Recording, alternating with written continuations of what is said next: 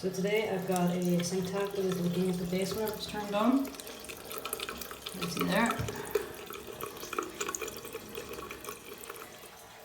So what's probably causing this issue is this is a valve from the inside of the tap. There's one inside there, 1790. This is a spare one I have. And there's this here little rubber washer on the inside of it. And that's either broken or gotten degraded over time.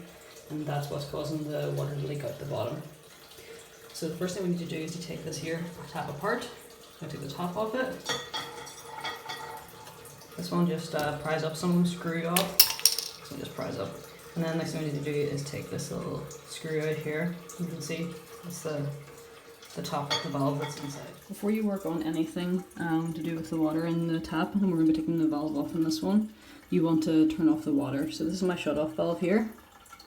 And it's vertical for on, horizontal for off. So I'm going to turn mine horizontal. And that will turn off the water that's in the tap.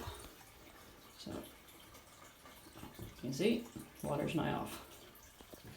So I'm just going to take out this little screw here, which is the top of the valve.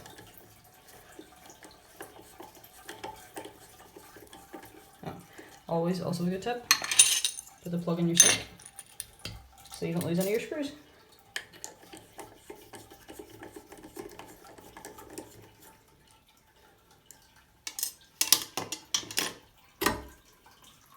Easy peasy. So now what I need to do is to get this valve off. So I'm going to do that there by using an adjustable spanner here on this bolt. So this is quite difficult to get the valve loosened on. The tap's been here for a really long time, it's well over probably 10 years.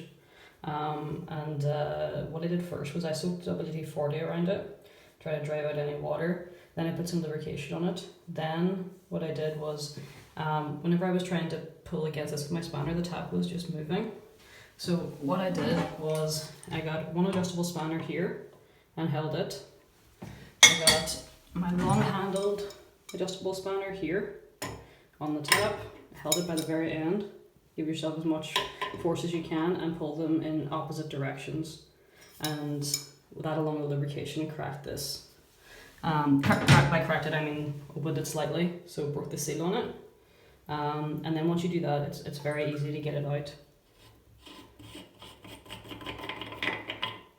So don't be worried about a bit of water in there, that's going to be in the tap. So it's this little washer here that's causing the issues, and that's what I'm going to replace now. So here we have the old washer, which I have just literally used a wee flathead screwdriver to pry it off the valve here. So you can see the old washer and the new washer, so look at the difference in the thickness there. This one probably was as thick as that whenever it went in, but it's worn over time to the point where it's really, really, really thin. So this other washer's the same size, and I'll put it on the valve, and then all we'll do is put everything back together. So I've replaced the little washer on here now. I'm just going to put everything back together.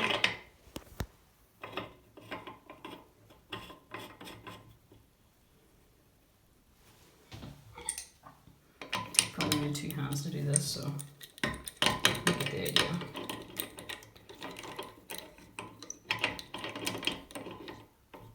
So just tighten it like that. I'm going to need my other hand to hold this while I tighten it properly, but just like that there until you can't tighten it anymore.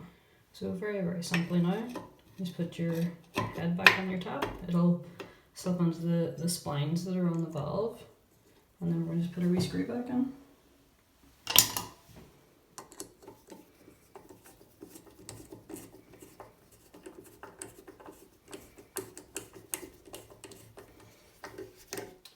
So now get everything back together, you make sure that it's turning okay, which it is, and then I'm going to turn the water back on. Okay, so again, turn it from horizontal to vertical, and then the water's back on. The water's back on now, so now we're just going to turn on the tap and make sure that there's no leaks.